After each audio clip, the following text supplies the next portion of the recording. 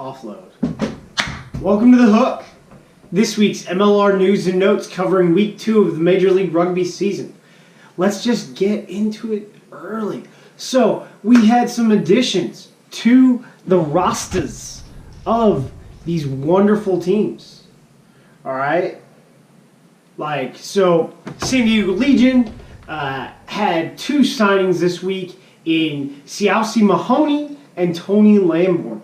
Tony Lamborn coming out of Hawke's Bay, New Zealand. I'm thinking this might be a short contract because the Mitre 10 Cup starts in July. And this season's pretty short, right? And then Sione Mahoney, well, he and his cousin, David Tamalau, were both playing for Racing Club Narbonne. And you know what? Narbonne has been relegated from Pro D2 to Federal 1, so all of their contracts were released, and Narbonne has to renegotiate based on the salary structure of Federal 1 in French professional rugby. So those are 2 really good additions. Houston added Joey Iosefa, which we talked about last week, I believe, maybe not, but one touch, one try. Former New England fullback, went to University of Hawaii. He is a first-choice athlete, and he has played 3 years of rugby with the Hawaii Titans. So that was a really good find by Coach Fitzpatrick. And then, that's really all the big ones there. And we're going to move forward and check this out. We had some games again. First game of the week, Houston versus Austin. Houston beat Austin Elite 50-38. Wow, that was an intense scoring game. Both teams, if you look at them, really are still relying upon lots of individual brilliance. What we did see from Houston was their defense tighten up and their offense continue to click throughout the match. Whereas in previous meetings with other teams, specifically the NOLA Gold, the offense sort of sputtered into the second half and really wouldn't be able to take care of business, whereas the offense just continued to click. Sam Windsor has a banner day with 20 points from the fly half position, a try, 6 conversions, missed 1, and a penalty conversion for a total, as I said, 20 points. Joshua VC continues to show why he should have been picked so many times for the Flying Fijians. Wow, he's talented. Joey Iosefa was given the ball right out of the backfield from Connor Murphy, and, well, yeah, he scored. It was pretty nice to watch. First touch, first try. Looking at the Austin side, Timothée Guillemot had, a great day with his boot as well, putting the ball in just different and varying positions for different guys on the elite side. Sione Fangauiha, he had a great game. Good for him. Really liked him, his performance. Hanko Hamishais continues to just show how well-rounded of a player he is, how mature of a player he is. Wow. Ben Mitchell, vice captain, continues to just be a tremendous asset on the pitch throughout the game. In the line-out, in the scrum, he has just so much knowledge with showing you how high his rugby IQ really is. But at the end of the day, Austin is still not clicking. There's chemistry issues. It's not working right now. They scored 38 points, which was awesome, so their offense is starting to gel. But both of these teams, the defense is 50-38. What is going on here? We need to tighten up. Coach Fitzpatrick, I think, is going to take that data, tighten it up. He travels with his team to San Diego Legion this week, so we'll see what he does there. The second match, and the match of the week, and the game of the week for me, was Seattle versus Glendale. The Glendale Raptors traveled to the Seattle Seawolves, down 3 players. First with 2 3-game suspensions for Connor Cook and Ben Landry due to tip tackles. Those suspensions had been reduced from 6 games. Originally, I only knew of the 3 matches. I did not know that they were originally for 6 weeks, but at the hearing, they were reduced to 3 weeks apiece.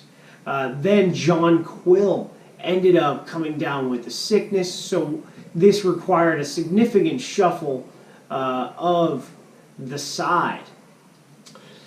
Zach Fenoglio comes in, moves from hooker to 6, plays at the blind side. Peter Dahl shifts to 7, and then Sam Fig comes into the starting role at number 8. Dylan Fawcett, the Butcher, right up there, moves into the starting role at hooker for Glendale. Performs pretty well against Ray Barkwell, but I think there's still, I think Ray just had the edge for that match right there. But the talent that we'll continue to see with Dylan Fawcett throughout the season is going to be very apparent. But Zach Fenoglio, oh my gosh, that guy. I didn't know he still had this kind of stuff in him, really. I thought he was just the wily old veteran who had some tricks up his sleeve at the hooker position. But when you need to make things work, you make things work, and he did some magic. He, at pace, with the defender in his face, I can rhyme. What's it saying? At pace with the defender, up in his grill, he put the ball down to his boot, and it took a nice bounce for him. And it rolls towards the try zone instead of bouncing out into touch, and he's able to get his hand down on the ball and touch it down before a Seattle defender does, and that scores a try for the Glendale Raptors. So man, he was pretty freaking brilliant that day. I thought for the most part that the Seattle scrum had the advantage. However, knowing how smart the Glendale side is coached, they didn't lose any scrums. They may have given ground every single time from what I could see during the first half and most into the second half before Tim Metcher came off for Seattle and John Hayden came in. They were losing ground, but Dylan Fawcett is such a good hooker, and those players know how to, I guess, take a beating in the scrum and still win their restart. So it was really important there. Vili Tolutau for Seattle had a great game. Willie Rozaleka, the old man in the backfield at outside center, and he was an enforcer for Seattle all day. This was, I think, really full of a lot of great individual performances for Seattle, but it wasn't enough as a team. Moving on to the final match, San Diego versus Utah. This was interesting. San Diego went up 12-0 in 9 minutes. I was like, wow, their attack is going. They're going to get things running. And then, it sort of slows down into the next quarter of play. And you have Utah basically spending the second quarter just climbing back, and they're up 14-12. Going into the second half, or so you think, and then Devin Short scores a try. People have shown a lot of pictures. I'm guessing this is a phantom try, right? Because his foot was in touch, so that's a big thing that we need to tighten up for with the ARs, since there will be no TMO for right now. But, it's scored, good to go.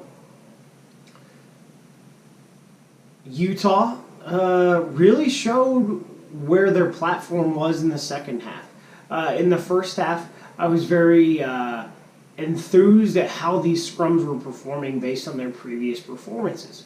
Both props for San Diego scored tries.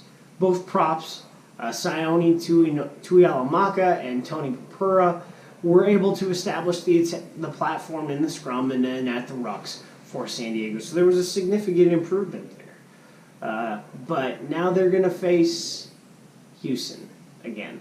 So the front row combinations have pretty much been different every single match they've played, so the consistency here is key. So we'll see their roster get released, I think, on Wednesday, so we will really know. I think Tony Lamborn is going to get the start. He's been with the team for about 2 weeks. Should be get ready to go with the wonderful San Diego Legion. So, I'm Aaron Castro. That's your news and notes for this week, last week of Major League Rugby. Like, subscribe, comment. I'm at the Strobro on Twitter if you want to get at me. See you in the comments and in the rucks.